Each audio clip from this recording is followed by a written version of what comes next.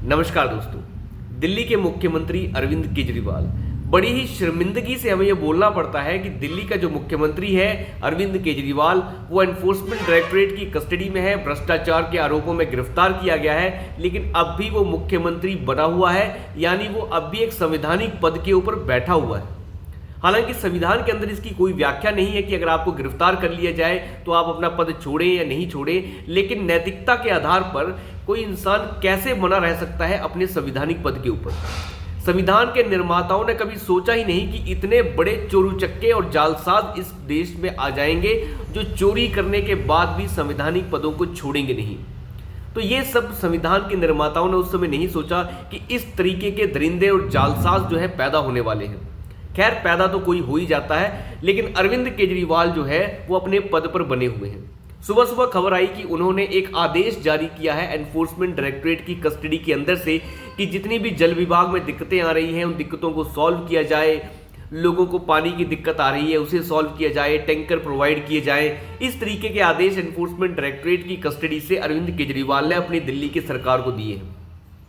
ऐसा नहीं है कि इस देश में कोई बड़े चोर नहीं हुए हैं। चारा चोर लालू यादव जिस समय जेल गया तो वो अपनी पत्नी को चीफ मिनिस्टर बना के गया था, राबड़ी देवी को। आपको याद होगा, राबड़ी को चीफ मिनिस्टर बना दिया गया था। हालांकि वंशवादी राजनीति से प्रेरित पार्टी है, तो अपनी पत्नी को बना दिया तो कोई बड़ी बात नहीं है, लेकिन वो अपना पद छोड़ के गया था।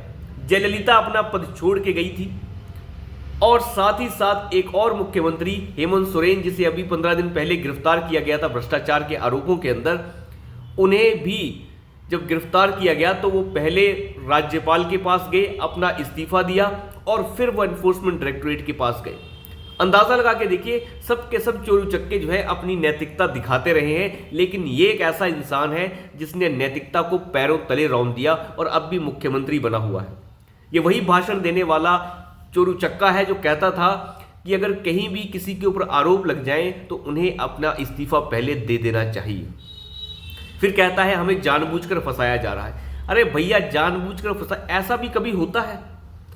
इतना बड़ा पढ़ा लिखा है ये, आप अंदाजा लगाइए। राउज एवेन्यू कोर्ट, दिल्ली का हाई कोर्ट, सुप्रीम कोर्ट इनकी बातों को दरकिनार कर देता है और कहते हैं कि हम ईमानदार हैं, दूसरे गलत हैं, हम ही सही हैं, हम अपने आप को सर्टिफिकेट दे रहे हैं। आप सही हैं या गलत हैं उसका फैसला कोर्ट करता है, यहाँ पे कोर्ट चलता है। ये ड्रामा ऐसे ही नहीं चलता कि कोई भी किसी खड़ा होकर कह दे कि मैं ईमानदार हूँ। वो तो हर चोरू चक्का यही कहता है कि मैं ईमानदार हूं और मैंने चोरी नहीं की है। खैर, वो बातें अलग, लेकिन अरविंद केजरीवाल ने अपनी नैतिकता को पैरों तले रौंद दिया है। अब धीरे धीरे जो पार्टी है वो इस तरफ बढ़ रही है कि जैसे अरविंद केजरीवाल जेल से ही सरकार चलाने वाले हैं और मुख्यमंत्री की कुर्सी के ऊपर बैठ रही है उनकी पत्नी सुनीता केजरीवाल, जो मुख्यमंत्री नहीं है लेकिन फिर भी मुख्यमंत्री की तरह बिहेव कर रही हैं। यानी आप अंदाजा लगाइए किस तरीके से जो है भारत के अंदर ये राजनीतिक दलों के जो कुख्यात चोरूचक्के हैं वो अब इस तरीके की हरकतें करने के लिए तैयार हैं। क्या भारत की राजनीति की इस तरीके से जो है बेइज्जती नहीं हो रही? क्या उन्हें इस्तीफा देकर वो सीधा कह सकते थे कि एनफोर्समेंट डायरेक्टरेट मुझे गिरफ्तार कर सकता है, मुझे 2 घंटे का वक्त दिया जाए, मैं अपने मंत्रिमंडल की बैठक लेना चाहता हूँ, विधायक दल का नेता चुना जाएगा और वो बाद में मेरी गिरफ्तारी के बाद मुख्यमंत्री की शपथ लेगा। इतनी सी बात थी, वो आराम से चले जाते। लेकिन जानबूझकर वो अपने आप को सुर्खियों में रखना चाहते हैं, क्योंकि उन्हें पता है कि अगर वो मुख्यमंत्री बने रहेंगे तो सुर्खियां बनती रहेंगी और वो ऐसे उटपटांग आदेश देते रहेंगे जिसकी वजह से कुछ ना कुछ प्रेशर जो है बनाया जा सके।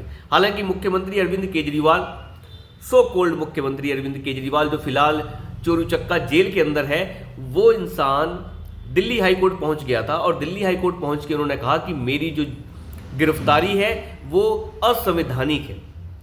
एक राउज एवेन्यू कोर्ट है जिसने उनकी गिरफ्तारी को बिल्कुल संवैधानिक करार दिया और साथ ही साथ उनको कस्टडी में भेज दिया 7 दिन की।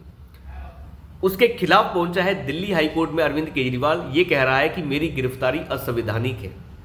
अंदाजा लगा के देखिए कि किस तरीके का चोरू चक्के हैं ये।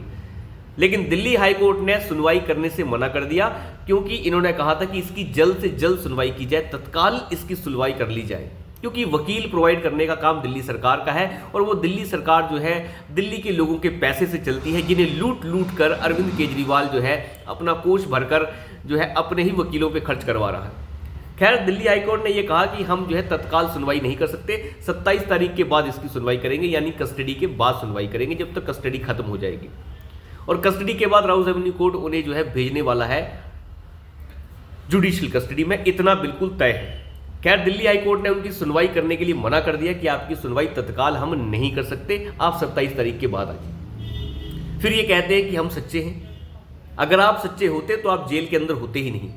चोरू चक्के हैं आपने 5% से बढ़ाकर मुनाफा कारोबारियों का 12% कर दिया और लोगों को आप बेवकूफ़ समझते हैं। एक के साथ एक बोतल फ्री मिल रही है।